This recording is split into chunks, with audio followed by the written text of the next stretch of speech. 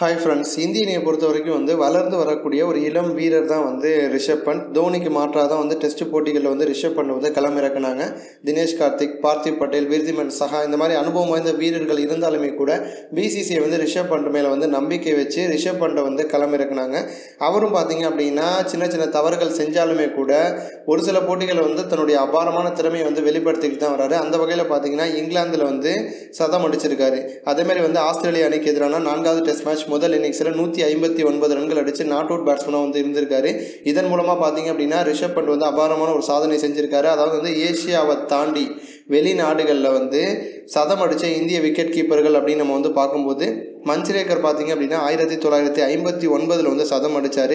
2002 ராத்ரா சதம் அடிச்சிருக்காரு. 2016 விருதிமன் சஹா சதம் அடிச்சிருக்காரு. வேறு எந்த ஒரு இந்திய விக்கெட் கீப்பரும் ஆசியாவை தாண்டி வெளியில் போய் சதம் அடித்தது கிடையாது. ஆனால் 2018 பார்த்தீங்க அப்படின்னா ரிஷப் பண்ட் இங்கிலாந்துக்கு எதிராக சதம் அடித்தார். 114 ரன்கள் அடிச்சிருந்தார். இப்போ ஆஸ்திரேலியா அணிக்கு எதிராக சதம் அடிச்சிருக்காரு.